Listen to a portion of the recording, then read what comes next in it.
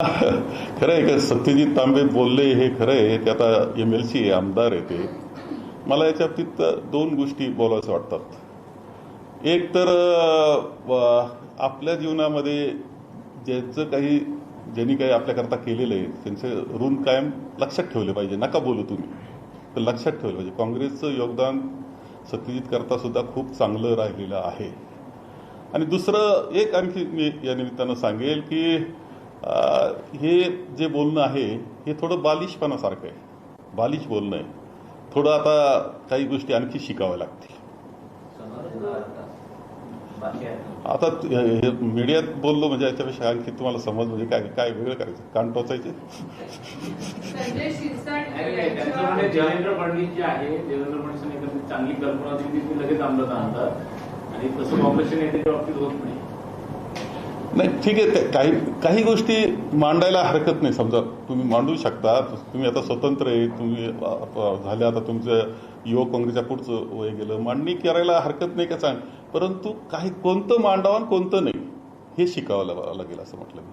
परंतु राहुल गांधींवरती अशा पद्धतीची टीका त्यांच्याकडनं होते. त्यांनी युवक काँग्रेसचं काम केलंय, त्यांना वेगवेगळ्या संध्या काँग्रेसने दिलेल्या असताना परंतु काँग्रेसवरती अशा पद्धतीची नाही. म्हणून मी म्हटलं की जीवनामध्ये कदाचित काही बदल जीवनात होतातही, परंतु म्हणून कुणी ज्यांना आपल्या जीवनामध्ये काहीतरी योगदान दिलेलं आहे त्याचे ऋण माणसाने लक्षात ठेवले पाहिजे, मानले पाहिजे.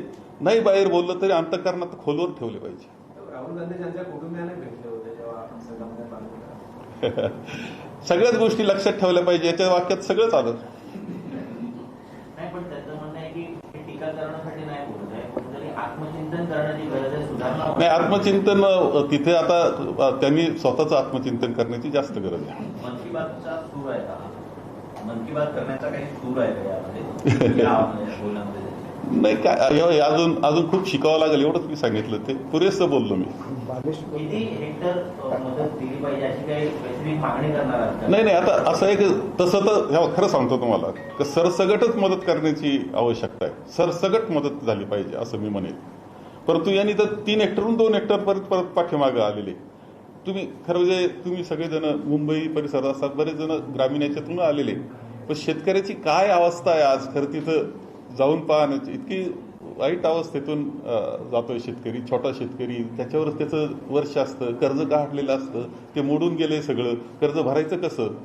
30 जूनला परत आता बँकांचं शेवट म्हणजे 31 मार्च असतं, 30 जूनपर्यंत काही कर्ज पुरत. फार मोठ्या अडचणीतून तो जातोय. त्याच्या पाठीशी भक्कम उभं राहायचं असेल तर कर्जमाफी दिलेल्या तुमच्या शब्दाप्रमाणे कर्जमाफी पहिली केली पाहिजे आणि मदतही केली पाहिजे. काँग्रेस राष्ट्रवादी जे आहे ते एकत्र येण्याची चर्चा सुरू आहे. खरं तर काही दिवसांपूर्वी शरद पवारांची राष्ट्रवादी काँग्रेसमध्ये विलीन होणार अशा प्रकारची चर्चा होती. तुम्ही जाऊन भेट घेतली होती. काय ती भेट होती? आता तर काही नाही, माझी काल आम्ही बरोबर होतो. पण वसंतदादा शुगर इन्स्टिट्यूटने एक करार करतायत. ते नवीन टेक्नॉलॉजी आलेली आहे आर्टिफिशियल इंटेलिजन्सच्या बाबतीतली, ऊसाचे आपण उत्पादन वाढवू शकतो. खूप चांगली टेक्नॉलॉजी आहे आणि ते आणलेलं आहे माननीय प्रतापराव पवारांनी त्यांच्या संस्थेनं.